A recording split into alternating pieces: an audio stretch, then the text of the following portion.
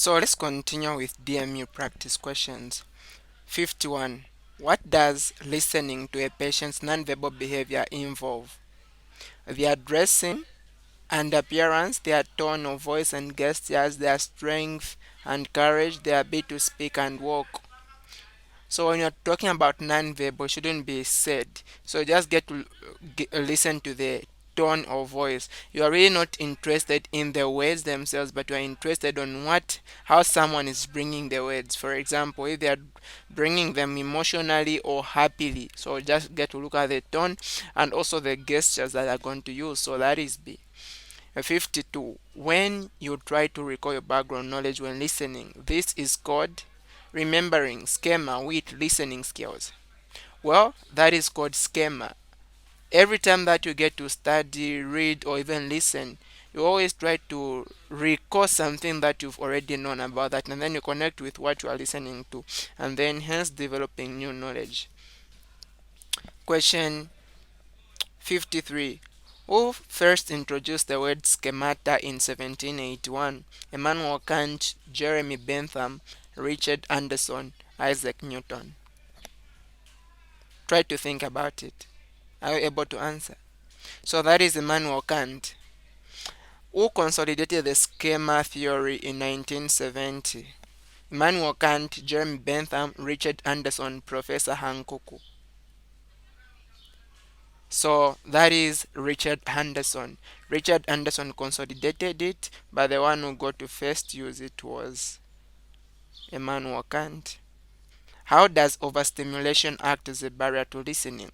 You can't listen because of the emotional problems.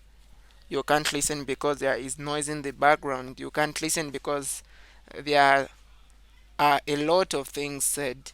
You can't listen what follows because we are so excited on what was said first. What do you think? So when you're talking about overstimulation, this is where we get to pay attention to one point very much, such that the rest of the things that get to follow, you forget about them.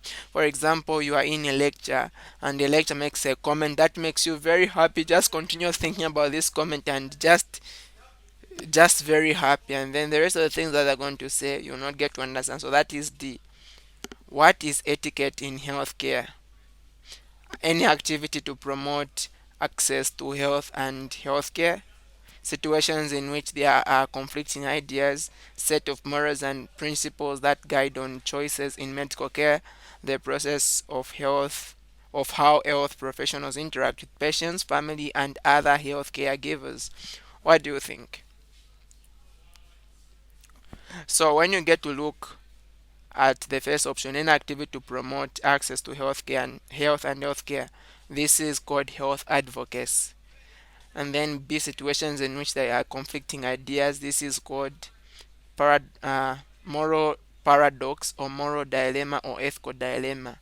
And then option C, sets of morals and principles that guides on choices in medical care, those are medical ethics. Now this is etiquette, so it's a process of how professionals interact. 57. Mention 4 etiquette guidelines.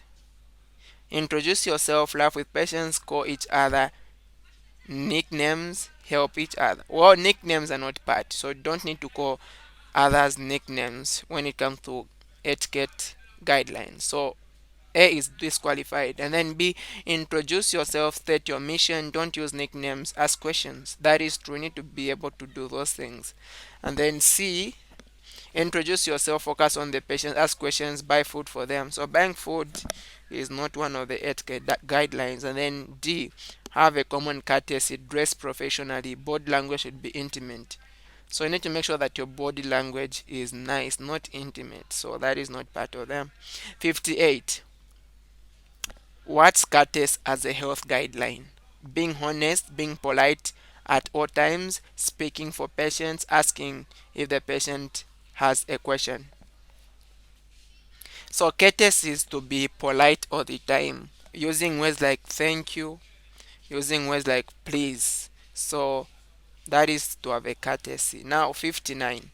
What framework is used to resolve ethical dilemmas?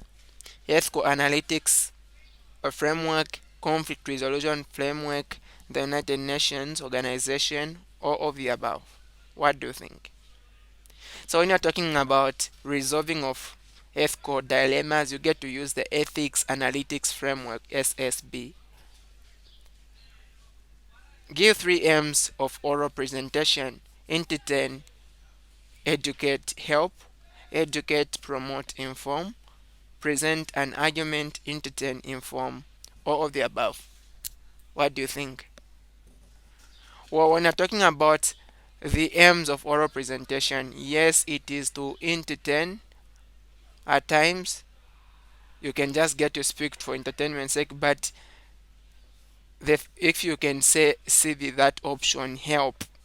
So help is not part of the aims.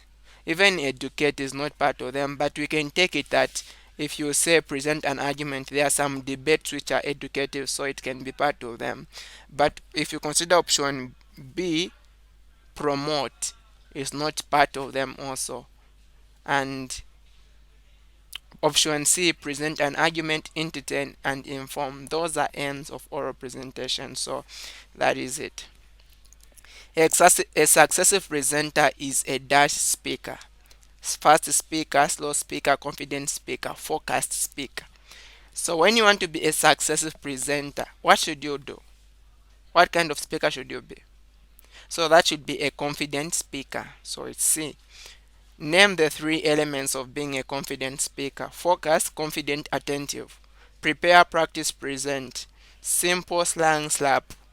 Good, simple, easy. So what do you think about this? Well, for you to be a confident speaker, one of the elements you need to have is you need to make sure that you get to prepare. Apart from preparing, also just practicing, and then you can present. So you prepare, you practice what you've prepared, and then you're able to present. Option and then 63. Which of these should you not do when preparing presentation? Analyze the audience, establish the purpose, research the topic, choose a topic that wins the heart of your friend. Which one of these should you not do? So it is to choose a topic that wins the heart of your friend. Actually, you need to choose a topic that you can be able to present to about, where there are enough resources for you to be able to research from, and the topic of interest of the audience. What are visual aids and examples? Means that can help audience to follow the presentation, like textbooks and dictionaries. Well, they are really means that can help the audience follow, but not textbooks and dictionaries. These are not visual aids. So visual aids include things like objects, things that people are able to see. You have projectors, chalkboards, whiteboards, flip charts, and all those things. So option B, things that can help people to see clearly, like glasses. Really not. Means that can help people follow the presentation, like chalkboard and projectors. That is true. So the answer therefore is C. A visual aid should be arranged in logical order to correspond with the structure. True or false, or sometimes, or all of the above? Yes, it's true. A visual aid should be arranged in logical order to correspond with the structure. 66. When is a chalkboard or whiteboard used in oral presentation? In a small formal group, in a large formal group, in a small informal group, in a large informal group. When do you use chalkboards and whiteboards? So these are used for small informal groups. 67. Visual aids that can be used for up to 30 people are chalkboards, whiteboards, overhead projectors, flip charts. Well, flip charts are suited for a big audience, for up to even 30 people, so those are the ones you get to use. Visual aids that are suited for large audiences and also costly are chalkboards or whiteboards, objects, slide projections, and computer-based displays, flip charts. So when you're talking about large audiences, the visual aids that you get to use and they are costly. These are slide projection and computer-based displays, like projectors. Of course, you can use flip charts for large audiences, but they are cheap. They are not that costly. When using text and numbers on slides, A. Maximize them, B. Minimize them, C. Increase them, D. Highlight them. What do you think? What should you do with text and numbers on the slide? So make sure that they are minimized. You don't need to use a lot of text and numbers. Minimize them. Okay. Question 70. What is the minimum font to use on a slide? 36, 32, 24, 22. So the minimum font that you need to use is 24. You must use color on a slide. A. To attract the audience. B. To highlight important parts. C. To impress the audience. D. To encourage the audience. Why do you use color on a slide? So you use color on a slide to highlight important parts of the slide. 72. Capital letters should be used always in visual aids because they help see clearly. True, false, sometimes, always. So that is false. You don't use capital letters always in visual aids because they'll make you not to be able to follow up. They will not be that clearly well. So you need to combine capital letters and small letters. 73. When do you use an attention getter in oral presentation? Introduction, main body, conclusion, whenever you can. So an attention getter is used in the introduction of a presentation. So the aim is you want to make sure that as you get to present, people's attention is drawn near you so that people are able to follow up. That's why you state it in the introduction. 74.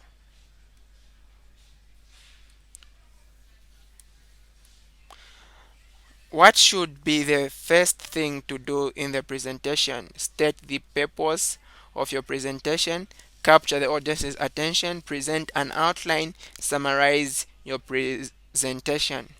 So what should be the first thing to do?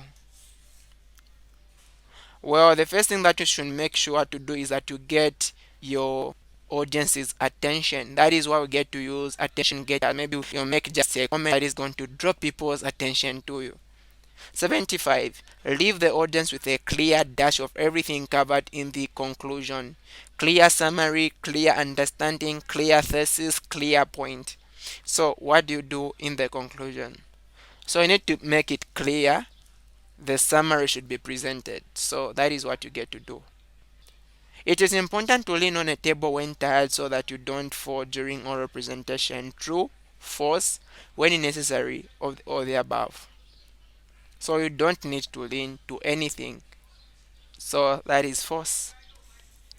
27. When presenting in a room, stand on the middle, stand in a corner, lean somewhere when you are tired. Do not stand up straight. So if you consider option D, do not stand up straight, that is wrong. You need to stand up straight. Lean on something, you don't do that. Stand in a corner, you don't do that. When you are presenting in a room, make sure that you stand on the middle of the room so that everyone is able to see you. 78. When delivering a presentation, what should you avoid? Speak loud enough, read instead of speaking to the audience, back the audience, both B and C. So as you get to present, make sure that your voice is loud enough, but don't read. You need to talk to the audience and don't back the audience. So it is both both B and C, that's D. 79. You must look at dash during oral presentation. A. One person you like so you won't be shy. B. The audience. C. Your best friend. D. Your mother. So when you get to present, make sure that you look at the audience. 8. What is empathy and congruence as characteristics of therapeutical communication? Empathy is being honest and congruence is being talkative. Empathy is being honest and congruence is being less genuine, open, and honest. Empathy is putting yourself in the place of the patient, and congruence is being less talkative. Empathy is discovering the felt meaning of the patient, and congruence is being genuine and accepting patient's uniqueness. So when you talk about empathy, is getting to put yourself in the place of the patient. You just have that felt meaning. You get to understand what they are saying from their point of view, and then congruence is just being genuine and being able to accept people's uniqueness. So that is D. Question 81. What do we call the communication directed towards a patient? Therapeutical, active, interpersonal, transcultural. So a communication towards a patient is called therapeutical. Active communication is just a communication where people get to respond and interact. It's a conversation, not one person just speaking. And interpersonal is a communication between people. Transcultural is a communication between people, a lot of people of different cultural groups. 82. What mode of communication is seen through eye contact, gestures, and touch? Non-verbal, therapeutical, verbal, active. So the mode of communication through gestures, eye contact, and the touch, that is non-verbal. You are not speaking, but you are able to communicate just by seeing the physical. And 83.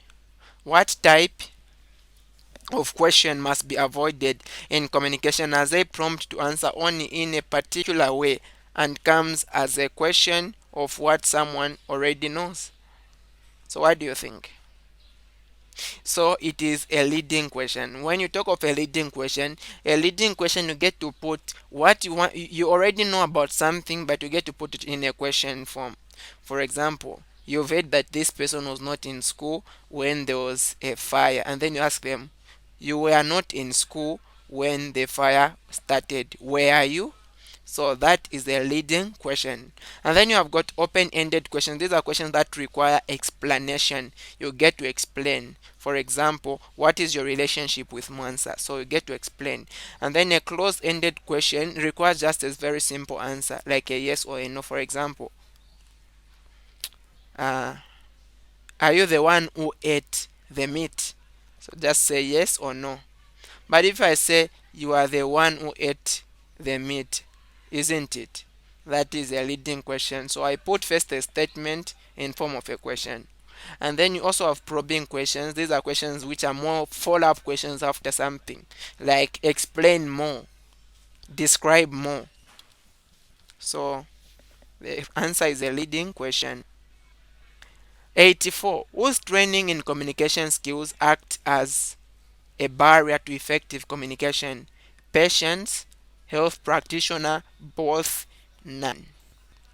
So for there to be effective communication, it should be the health practitioner should have knowledge of communication skills. I see the doctors and those people who are in the health profession. 85. What is assertiveness? Ability to express yourself without caring for others. Ability to express oneself open without fear. Ability to express oneself open without hating others, or of the above. So when you talk of assertiveness, it's being able to express yourself, but make sure that you don't hate others. 86. What form of assertiveness is seen when someone says, I realize you are hurt? Simple, confrontative, soft, empathetic. So that kind of assertiveness is empathetic or empathic, because you are like more feeling what someone is feeling. So you realize that something is happening to them, and mostly when you're talking about this kind of assertiveness, the empathic, you get to start with I realize you are. So there is also simple assertiveness where you just start with an I think. I think you are getting to give your idea. And then there's also soft assertiveness where someone has said something. It's more like you want to disagree, but you want to use a nice way. For example, you say, I agree, but. So that is soft assertiveness. And then there's confrontative, where maybe someone got to promise something, but they didn't promise, they didn't fulfill. So I can use confrontative assertiveness. You said.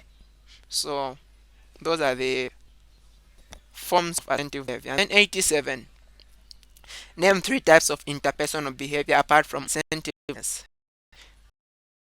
Aggressive, avoidance, interactive, hostile, assertive, avoidance, interactive, or of the above. So what can you say? What are the other types of assertive behavior? I mean interpersonal behavior apart from assertiveness. So that is aggressive, avoidance, and submissive. Aggressive, this is where you get to just more react badly. You can also use physical force in beating people, or you are so hungry. And then there's avoidance. This is where you get to do things because you are avoiding something. For example, you don't write noisemakers in class because you don't want to be in conflict with, or you don't want to be questioned. And there's also submissive behavior. This is where you just get to remain quiet and you are more like just being led. This brings also about low self-esteem. 88. Name three self-confidence beliefs: fear of being rejected, fear of being considered weak, lack of knowledge, inexperience, negative perception, difference in cultural beliefs, all of the above. So which of these are barriers to assertive behavior? Well, all stated here are barriers to assertive behavior. At times we don't want to seem as if we don't have, as if we are not